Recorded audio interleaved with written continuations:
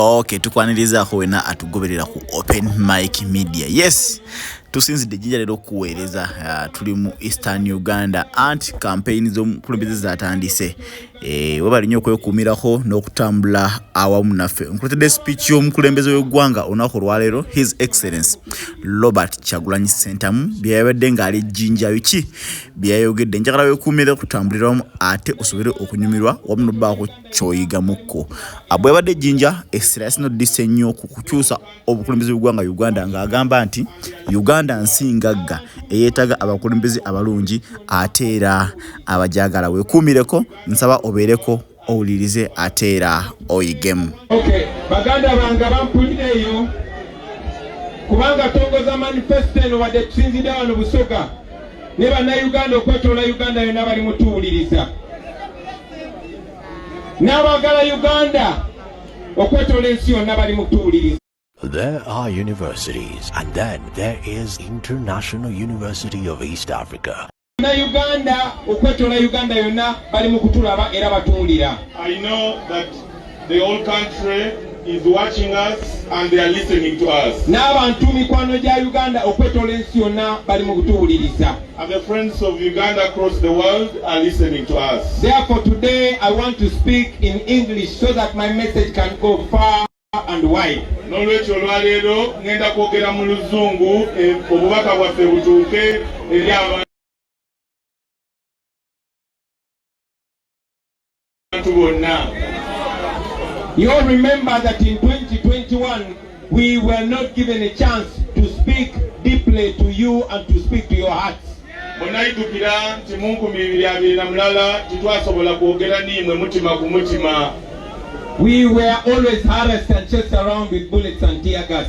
Batubingaganyanga n'amasasi n'ebyasi n'endigo. And they were hiding that in the name of COVID. Era beekwekanga mu bulwaire bwa COVID oba corona. Now there is no COVID. Aye mutiwazira COVID. So we are going to talk to you. Era tujja kwogera n'imwe. Until the regime finds another reason to stop us, we will talk to you. Paka ababa tutulugunya nga bafunye ensonga y'okutwemereza ife twidasikalanga twogera n'imwe. Therefore, ladies and gentlemen, I want you to listen to me very carefully. Bale basebo ni banyabo nenda mumpulirize bukalamu. If you have a phone, please press record and record this message. Bw'oba olina esimu olina eriterera osobola n'okumulikodinga obubaka buno otwale obwizeeyo wakaba buwulirize. If you are in any part of Uganda in a township and you have a crowd around you, please put this message on loudspeaker. Imwe abali tubona mu butawuni obw'endawulo mwena musobola okutega abazira amasimu ga kuteereza batubone era batuwulirize. Those of you that are on Facebook or TikTok, please go live now. Mwena abali ku bibanga bya Facebook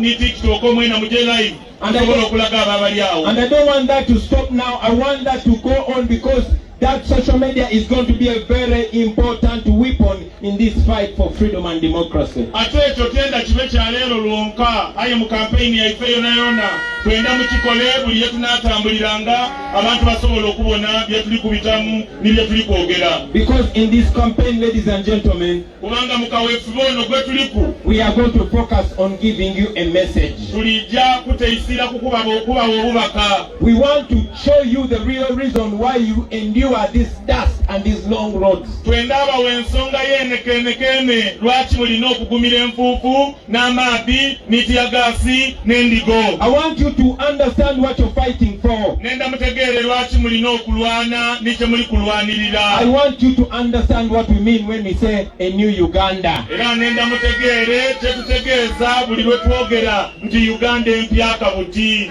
In my message, in all this campaign, I want to focus on painting a clear picture to you, a picture of that Uganda that we all want to go to. Era mu bubaka bwange nga ndi mu kaweefube ono ndagezaako ino okubasiigira ekifaananyi kya Uganda bw'egyofaanana ey'empyaka gye tuli kubasuubiza. I've already requested all of you to be ambassadors of this campaign. Namalayira okubasaba mwena mube babaka baife. To take over this campaign. Era mutwale kaweefube ono. To own this campaign. Era mutwale kaweefube ono nga bayimwe. To be an agent of this campaign. Era mube babaka ba kaweefube ono. And to stand in our shoes wherever we are not. Era mwemerere mu ngaito daife ne sapatu daife wetuzira. My brothers and sisters. basebo nibanya baganda bange nibanaze. We are lucky because we have a good country. Muli bulungi zena ndi bulungi olwokuba tulina eiwange ikalamu. A rich country. Eiwange lirina obukombe. A country that we say can come from the deep pit that they have thrown it in. Eiwanga lyetwekakasa nti lisobola ova mu Kiina yeribi lyayiraawo we tusobola okulyeyagaliramu. Our country is in problems. Ensi yaife eri mu bizibu. But the problems in which Uganda finds itself now are almost impossible to solve. Ebizibu byetweyaganamu bifaanana oti tibisoboka nakutoolawo.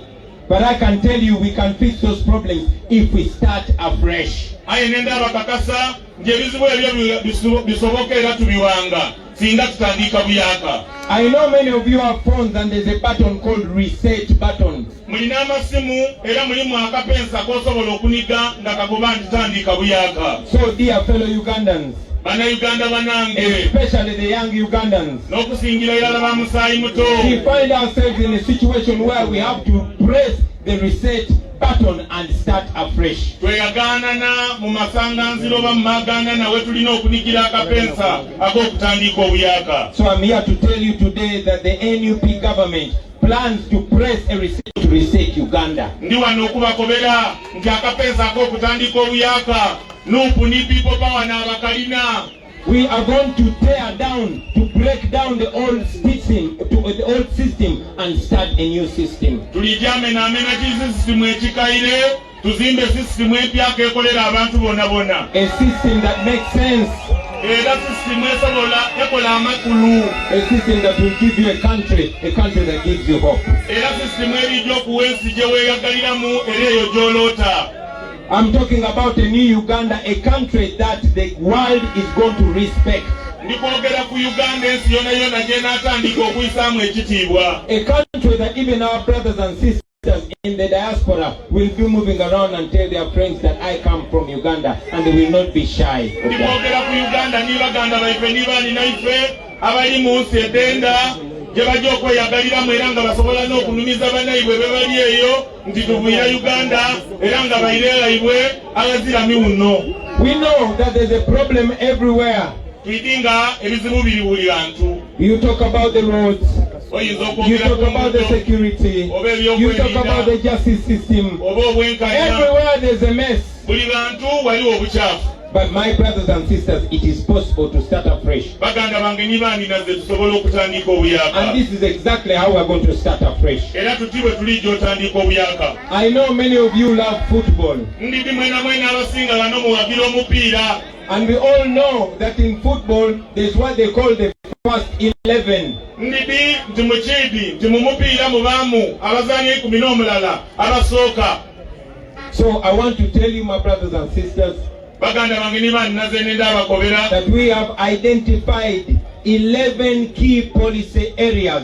Twafunayo oba twanokolayo ensonga ssemasonga 12. The first 11 you can call it. Tiimu ya nsonga 12. These are the first things that we're going to deal with. Ensonga dino tetulijja osookera ku nga mutuwaire obuyinza. And these are as follows. Era ditibwe bikola. Number 1. Esooka. We are going to restore freedom. Tulijja kwiza eidembe. We are going to restore constitutionalism. Tulijja kwiza enfuga y'amateeka. We are going to restore the rule of law. Tulijja kwiza enfuga y'amateeka. And we are going to restore the respect for human rights. Era tulijja kwiza kwisa ekitiibwa mu idembe ery'obuntu. In a new Uganda where I will be president, mu Uganda empyaka mwajja okuba president, you will not see anybody, no matter what their rank is in the army, torturing anybody in the basement. You're not going to see that. Simuliramu kubona musirikale yena ng'atulugunya omuntu wa buliido. Every Ugandan will be free. You will say something, you will express your mind, and you will not have to worry what is going to happen to you for speaking your mind. Buli munnauganda ajaba n'eidembe ery'okweyogerera. Ojja kweyogereranga nga totiire binayirira nco oba lule oba obwire. We shall have a stable and durable constitution, and we shall have constitutionalism. Tulijaba nise mango. Gwe batasobola kutigonya, gwe batatunigonya buli saala, eyesigamwaku era atakyusibwa. And we shall have constitutionalism. Era tulidaba n'enfuga ey'amateeka. In Uganda today we have a minister for justice and constitutional affairs. Mu Uganda tulina minisita mulamba avunaanyizibwa ku nfuga ey'amateeka n'obwenkanya. But about a week ago this minister said the constitution has no place. Aye minisita onena ku ntono ennyuma Yakoba atiise Mawango takaasobola akola mu Uganda gye tulimu. He said that it is not the election that is going to determine who governs Uganda. Era Yakoba mb'obululu tino obujosalawo ani alijja okufuga Uganda. If I was president, that minister would either have resigned or would be in prison right now. Singa nali president wa Uganda, minisita oyo yandibaire yalekuliraira oba ng'ali mwituda. Because by being in that position and saying that, he committed treason and is liable for punishment. Kubanga mukwogera ebigambo ebyo yayiza omusango gwa nayigomola ogumugwaniza okuba mwituda. We are going to have freedom. Bana tulijja abaneidembe. That freedom is coming soon. Era eidembe eryo liri kuyita mu bwangu. We shall run a transparent and accountable citizen-centered government. Tulijja tambuza gavumenti eyeesigama ku ndowooza n'ebyo abantu. The presidential term limits and the presidential age limit. Era tulijja kuyizaawo obukuliza buyise mawango obulekeza omukulembeze ku bisanda bibiri oba n'emyaka okubaku wakoma mu bukulembeze bwa president. When I am president, ladies and gentlemen, President Kyagulanyi bw'anaaba afuuse president we are going to reduce the power of the president. Tujakendeeza obuyinza bwa president. I say we are going to reduce the power of the president. Timukiwulire ndi kukiiramu tujakendeeza obuyinza bwa president. Because we want the president to be answerable to the law as well. Kubanga twenda president abe ng'asobola okuyiramu ebibuuzo eri abo abamulonda. The president will no longer be the one to appoint the chief justice. President atalekerawo okuba nga n'alonda omulamuzi omukulu mu iwanga.